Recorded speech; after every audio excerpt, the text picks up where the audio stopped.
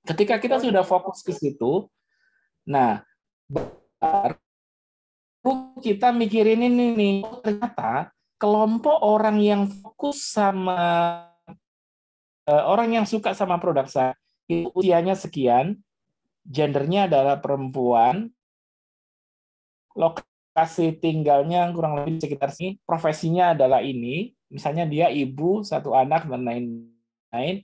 Kalau kita sudah ketemu, tinggal duplikasi. Misalnya kita sukses di kota Bogor gitu. Bogor mana lagi ya kota yang mirip karakteristiknya dengan ini. Intinya apa? Kita sudah tahu profil orang yang suka sama produk kita, baru ini kita duplikasi. Bukan langsung gas brutal gitu, bukan. Kalau langsung gas brutal, kita sebenarnya menggas ketidaktahuan kita terhadap market sih. Itu yang berpotensi gagal. Sebuah promo gagal. Tapi kalau kita cuma menduplikasi, itu potensi keberhasilannya sangat tinggi. Karena kita tahu, bahkan kita mau ngiklan, kita spesifik. Orang usia 25 sampai 30, jenis kelamin perempuan, menyukai brand Apple, aplikasinya yang diinstal Traveloka, langsung spesifik. Kita langsung spesifik.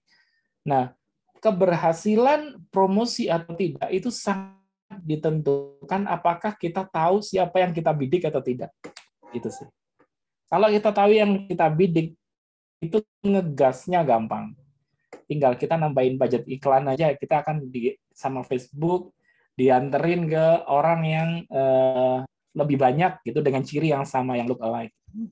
Terus yang ketiga, bagaimana mendelete gitu. Mendelete itu prinsipnya satu. Kita tahu apa ekspektasi dari orang yang akan kita delete gitu ya. Misalnya aku mau mendelete Mas Rizky. Aku tahu kesukaan Mas Rizky apa. Yang kedua, aku tahu average kompetitor itu biasanya kasih apa. Karena apa? Kalau aku tidak melakukan riset itu, kadang yang aku pikir itu adalah sudah wow, tetapi gara-gara kompetitor sudah biasa melakukan dan pernah melakukan, jadi nggak wow. Ya, itu yang bisa dilemahkan. Makanya kita harus cek dulu, riset pasar dulu, mereka ekspektasinya apa, terus kemudian yang orang lakukan, kompetitor lakukan itu apa. Nah, baru kita validasi. Validasinya ke kelompok kecil orang dulu aja. Maksudnya jangan langsung gas ke banyak orang, tapi ke kelompok kecil dulu orang. Nah, baru kita ukur dampaknya. Kita gimana perasaan Bapak Ibu kalau misalnya dapat itu tadi gitu. Kalau dapat itu tadi gimana reaksinya gitu. Kita ukur. Kita kalau pakai tools ya pakai ini aja, Net Promoter Score gitu. Untuk mengukur dari skala 1 sampai 10 seberapa ingin Bapak atau Ibu ingin mempromosikan brand kita atau produk kita gitu. Kalau habis kita delete dia kasih angka 9 atau 10 berarti ya memang prinsipnya dia senang. Oke. Tapi kalau dia kasih angka 8 atau 7 suka tapi biasa aja gitu, maksudnya nggak suka banget gitu. Kalau 9 sampai 10 kan itu menunjukkan promoters level, suka banget dan pengen menceritakan atau mempromosikan produk kita. Nah, itu sih Mas Rizky. Ada gambaran nggak? Ada bayangan nggak? Ada sih Mas, ada. Produknya apa Mas sekarang? Saya sih kaos sih Mas. Kaos. Nah, Ya. kaos yang pernah Mas Rizky lakukan dengan kaos itu apa untuk mendelete customer? Kalau selama ini sih masih Nggak standar pakai sih. delete? Nggak pakai. Oh, nggak pakai. Karena kayak saya lihat di mana marketplace itu kan ya biasa aja. Mungkin disapa cuma gitu doang kan. Oh Yang iya, lain standar. nggak nyapa seperti itu. Kalau average kompetitor juga melakukan, berarti itu nanti jatuhnya ya standar, bukan jadi delight, jadi standar perilaku. Bahkan kalau misalnya kita minus nggak melakukan, itu jadi minusnya kita. Gitu.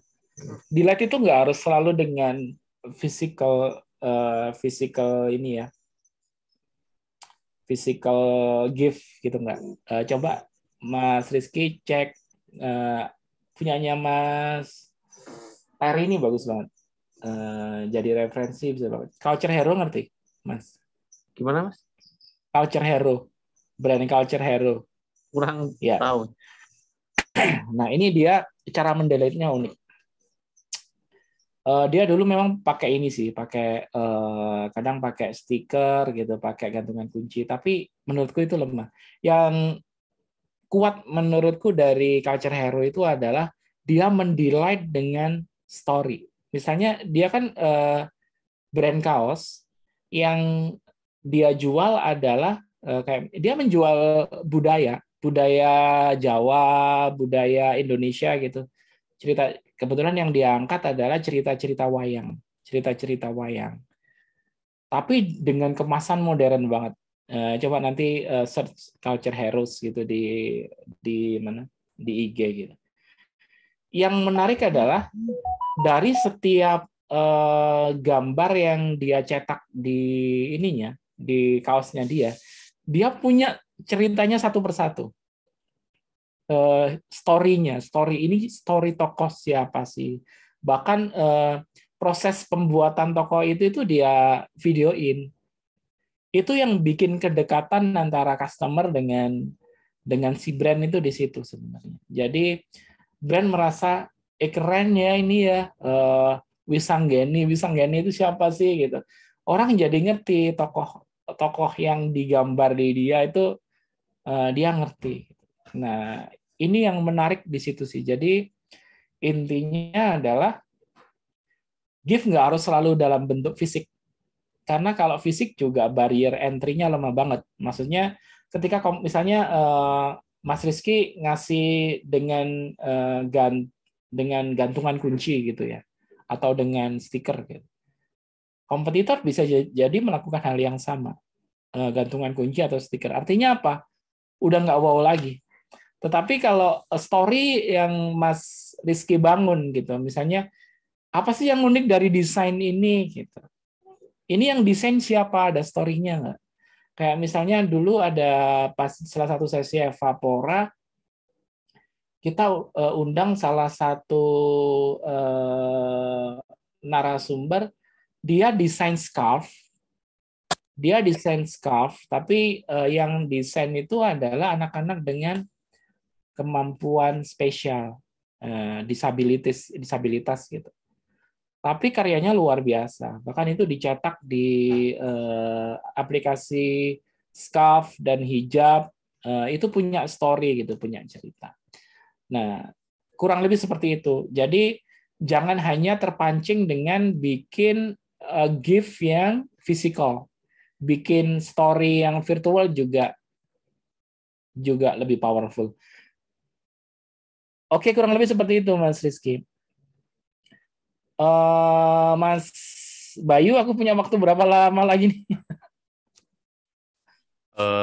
Ngikut aja. Satu pertanyaan lagi boleh, Mas?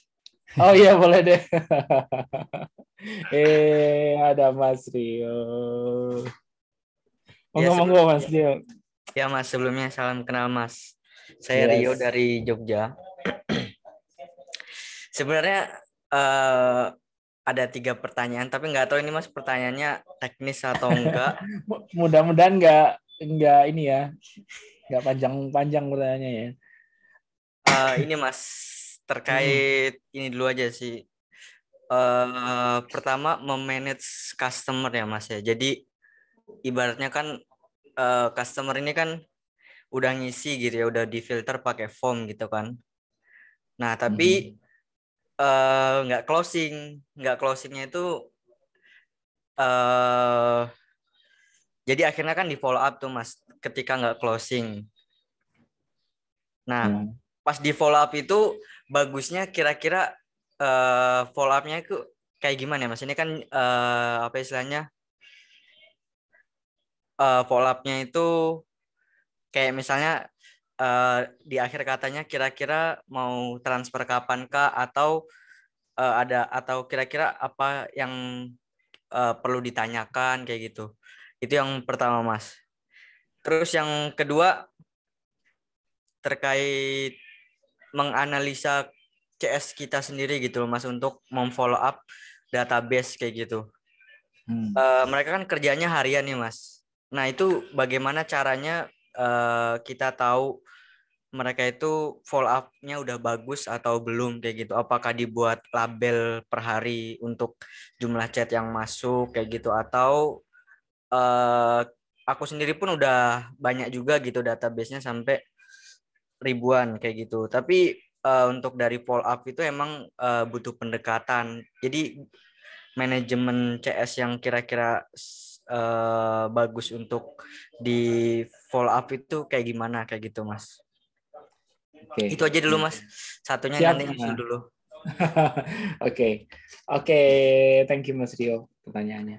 Jadi aku jawab nomor 2 dulu ya. Bagaimana kita ngontrol performance dari JS?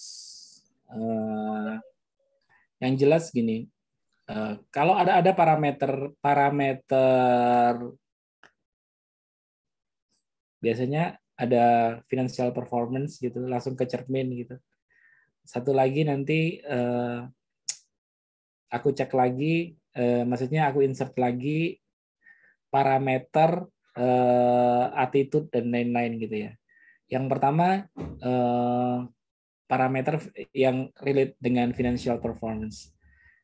Biasanya kita ngukurnya seberapa tinggi closing rate-nya gitu ya. Seberapa tinggi closing rate-nya. Kalau kita mau ngukur seperti itu, pertama yang basic-basic paling tidak sudah clear dulu. Apa itu respon time? Respon time itu harus benar-benar sensitif kita. Nggak tahu, memang sosial media ini menciptakan secara psikologis orang yang nggak sabaran.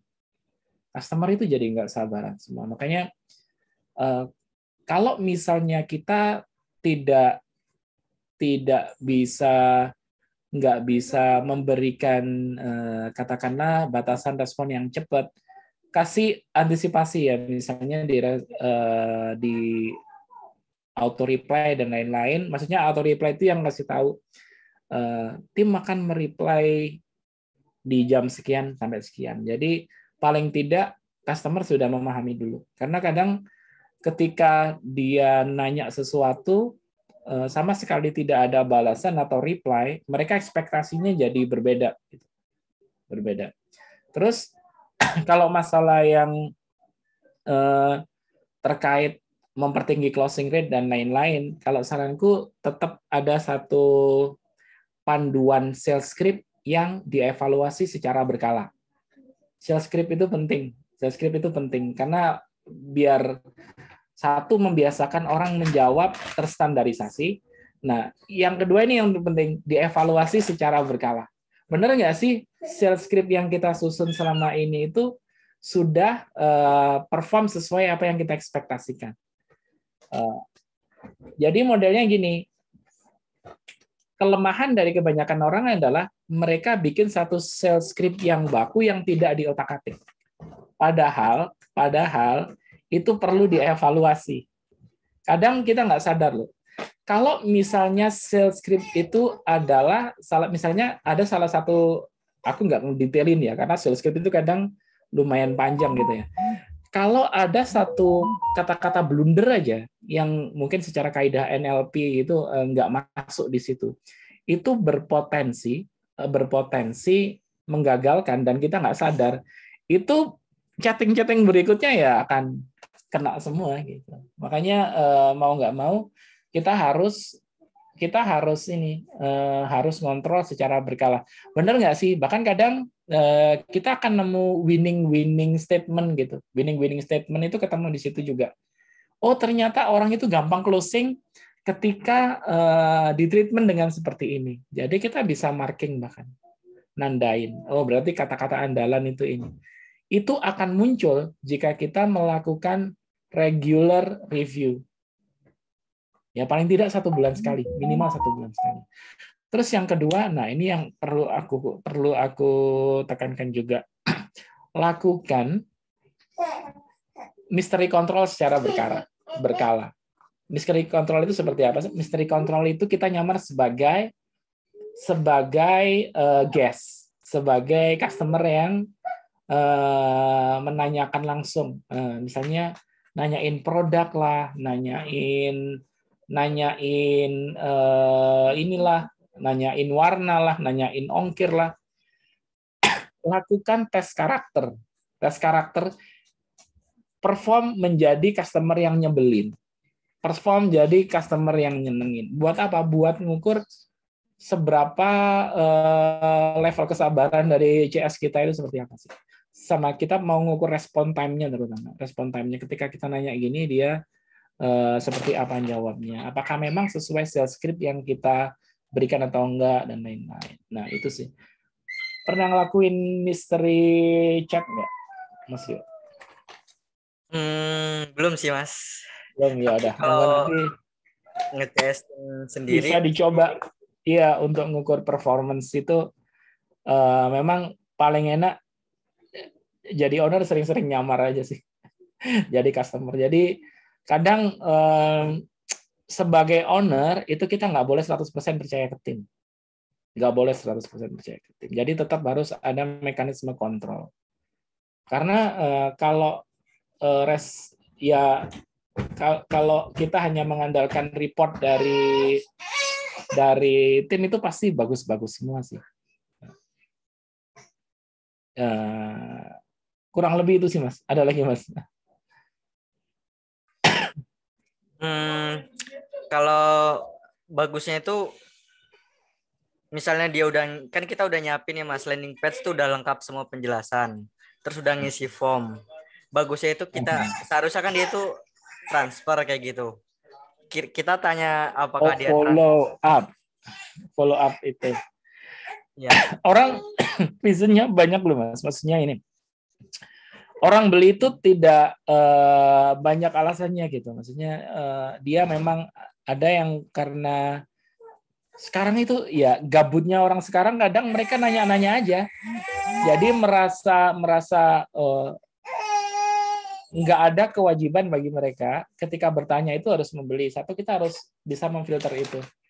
Kita bisa memfilter itu. Mana real customer yang memang nanya dan memang butuh di follow up, dan mana katakanlah iseng customer gitu. Iseng customer itu ya memang dia nanya-nanya aja. Nah, itu wajar banget. Itu wajar banget. Tapi satu hal yang ingin saya tekankan gini. Ada satu mekanisme, kita nggak harus menuntut kok follow up harus langsung closing saat itu, enggak. Makanya kita perlu satu mekanisme reminder. Mekanisme reminder itu apa? Itu semacam kayak kita ngepost secara berkala, entah itu lewat WA, entah itu lewat langsung broadcast dan lain-lain. Yang tujuannya adalah membuat mereka makin teredukasi tentang produk tersebut. Intinya apa? Customer itu akan beli dengan sendirinya ketika mereka merasa butuh. Itu sih. Cuman yang jadi permasalahan adalah kadang kita sebagai seller atau business owner itu selalu berpikir bahwa follow up itu harus closing. Nah, itu kadang yang harus kita luruskan di situ. Kenapa?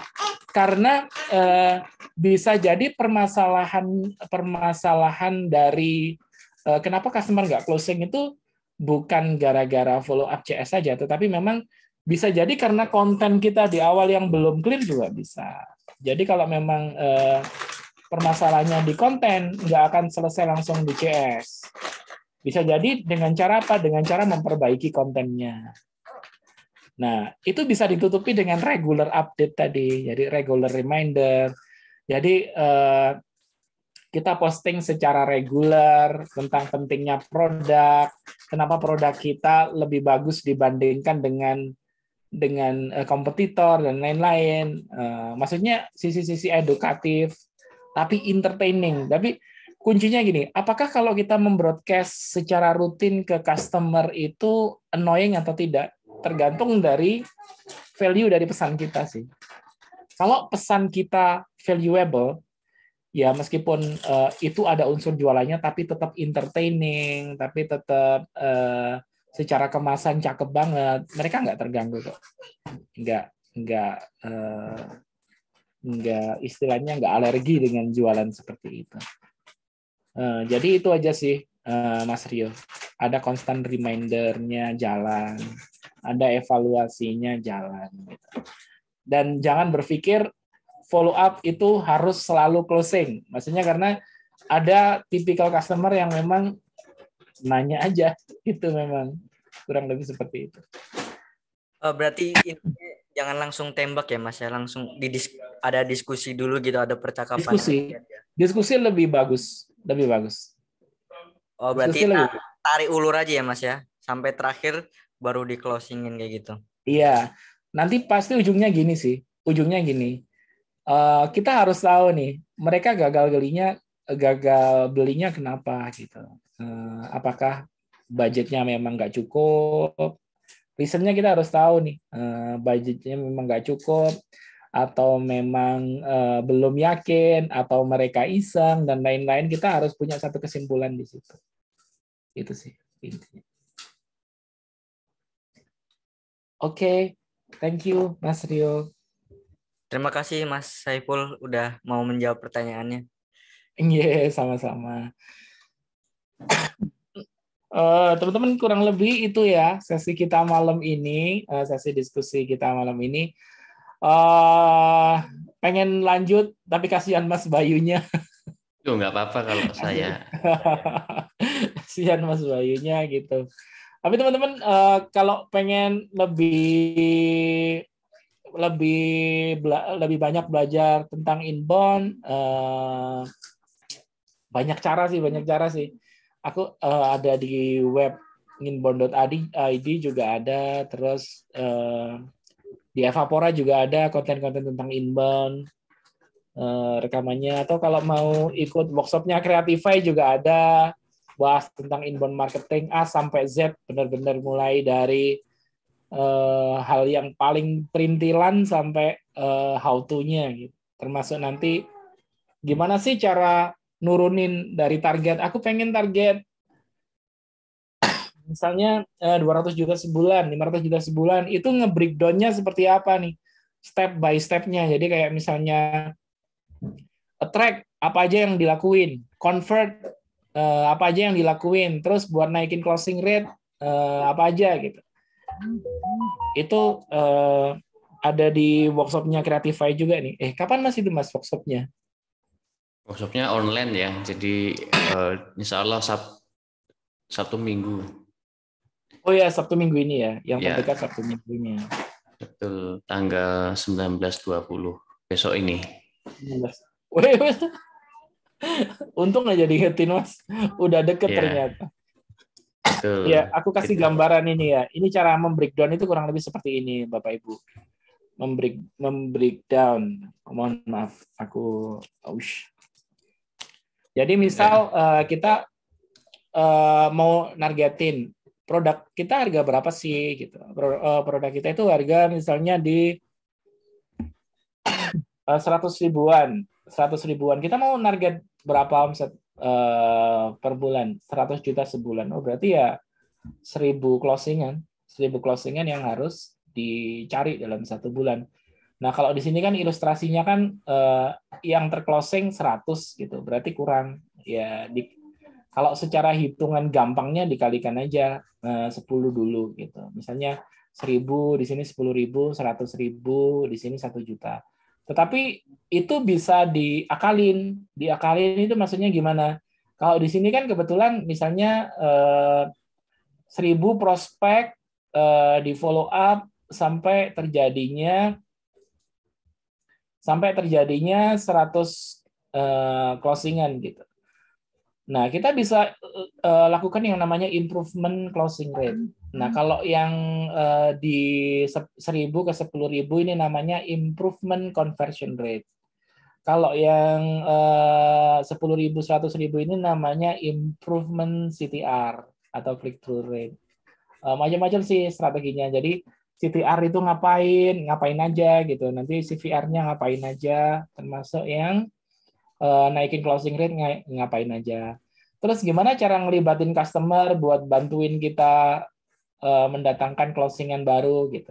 Nah, itu paling yang dibahas hal-hal seperti itu. Tapi aku sendiri seneng angka-angka sih. Jadi semuanya harus dijabarkan di angka.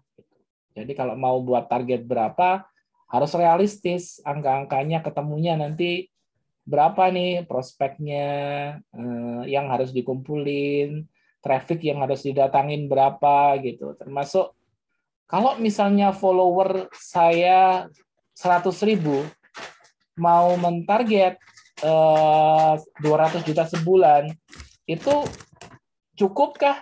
Ataukah saya harus masih ngiklan lagi? Gitu. Nah, itu harus jelas hitungannya. Kurang lebih seperti itu, Mas Bayu. Oke, jadi ya untuk workshopnya ya untuk tentang inbound marketing 2 hari, ya tanggal 19-20 dari jam nggak seharian sih, jam 9 sampai jam 3 ya kalau nggak salah itu jadwalnya. 6 jam. 6 jam.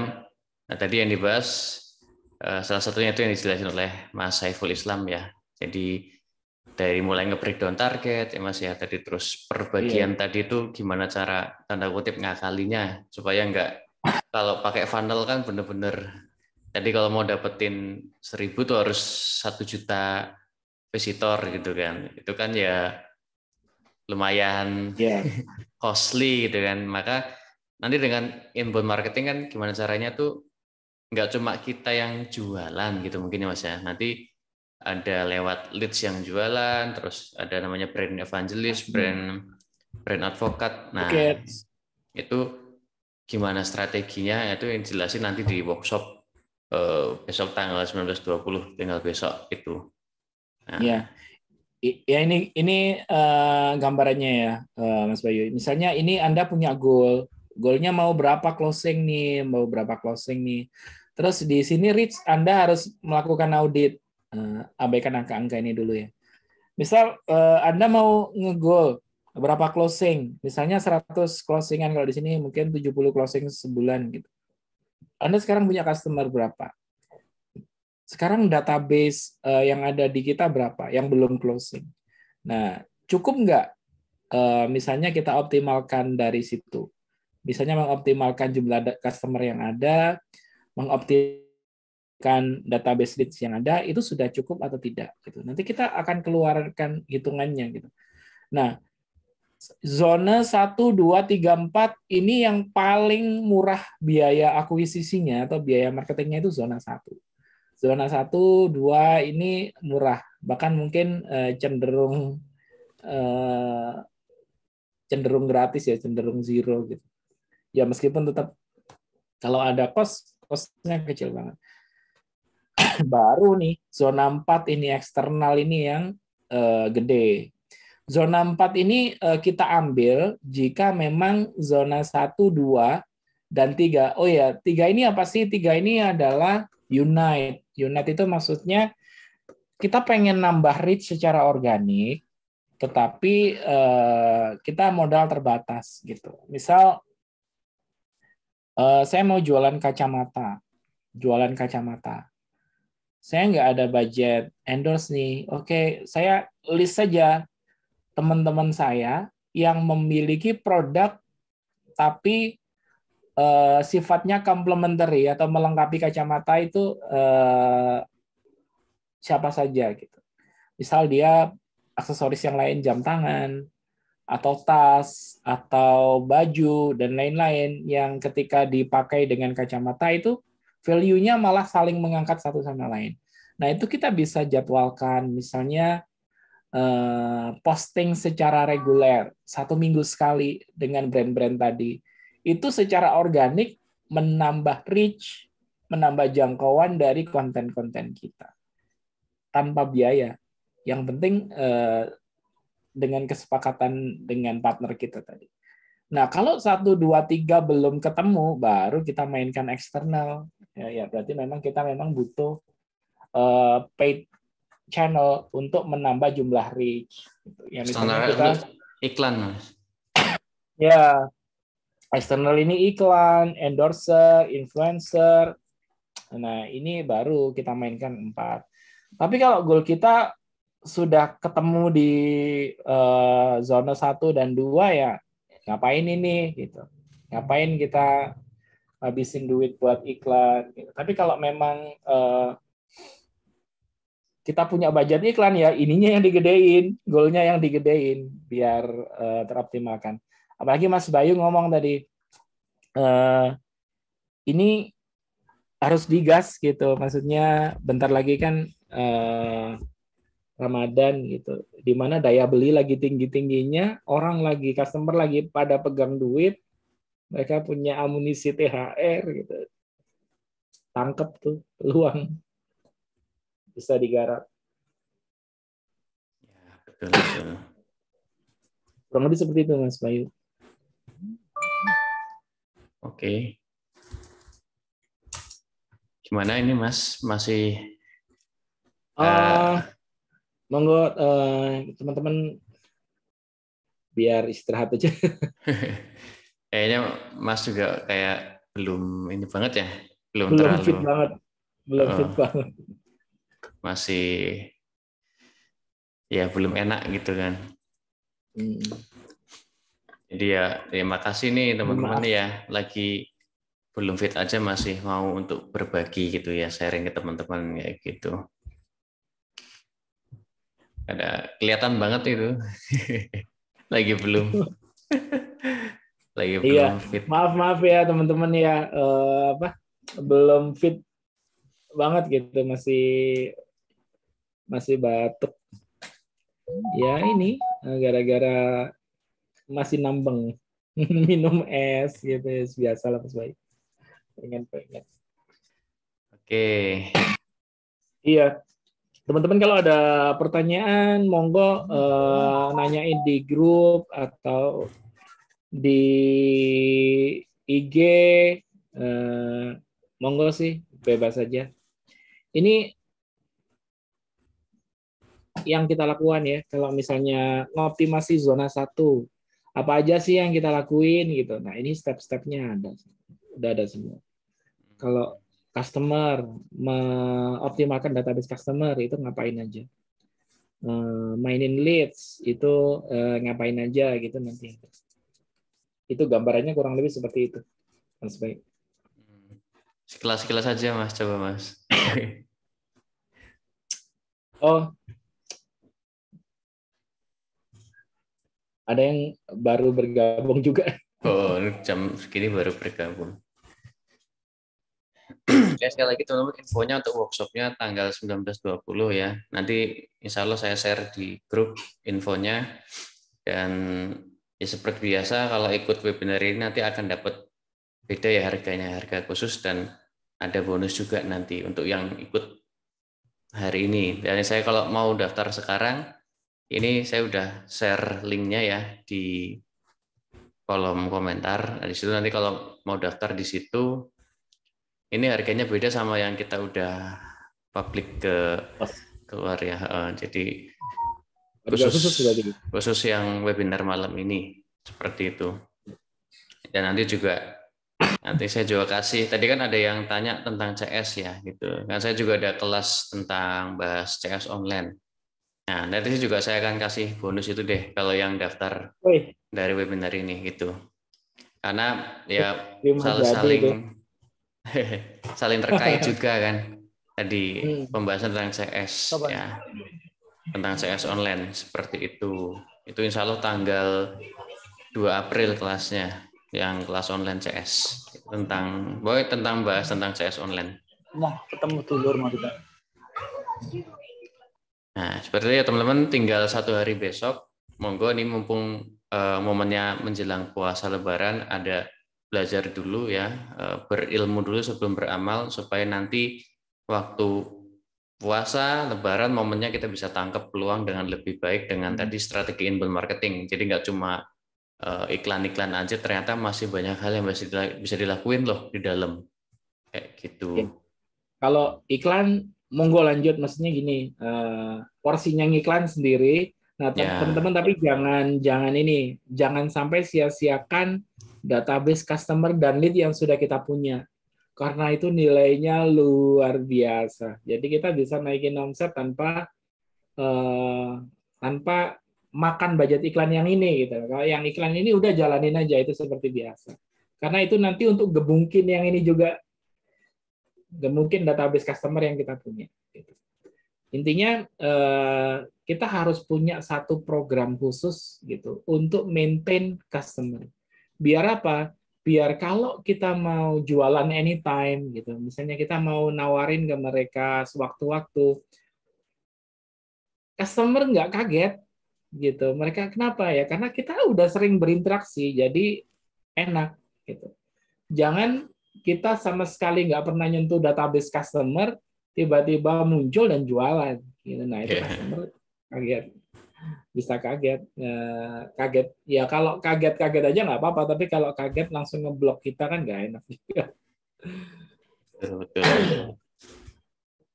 Gitu ya, sekali lagi sudah saya share di komentar, dan juga saya share lagi di grup ya, baik di Creatify atau kalau nanti di grupnya Mas Saiful mau ya monggo gitu, nanti di share juga. Oh ya, monggo.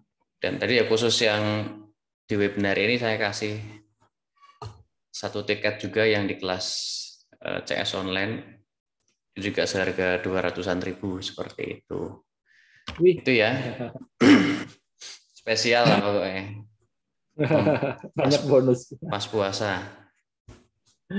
Banyak gitu. Bonusnya. Sekarang bonus ilmu buat ini, buat bekal puasa dan Lebaran. Oke, gitu dulu mungkin ya teman-teman, Yes. atau Mas Saiful, gitu dulu. Udah jam 9:30 lebih, ada yang baru bergabung juga. Nanti tenang, kita share rekamannya ya, kita share rekamannya di grup. Ya mungkin maksimal besok insya Allah gitu. Nanti ada rekamannya, tenang aja. Gitu dulu ya teman-teman, terima kasih atas waktunya, semoga bermanfaat. Terima kasih Mas Saiful atas waktunya ya, semoga cepat fit, cepat, karena besok Sabtu Minggu ada kelas. Oh, iya. Semoga udah sehat ya besok. Iya. Semoga udah sehat besok itu bisa fit ngajarnya. Gitu. Dan sampai jumpa lagi di event-event selanjutnya ya, di Creatify, di Evapora dan lain-lainnya. Makasih ya Mas Saiful dan teman-teman. Saya Makasih, tutup. Mas Bayu. Selamat malam. Assalamualaikum warahmatullahi wabarakatuh. Waalaikumsalam warahmatullahi wabarakatuh. Terima kasih teman-teman sudah nyimak.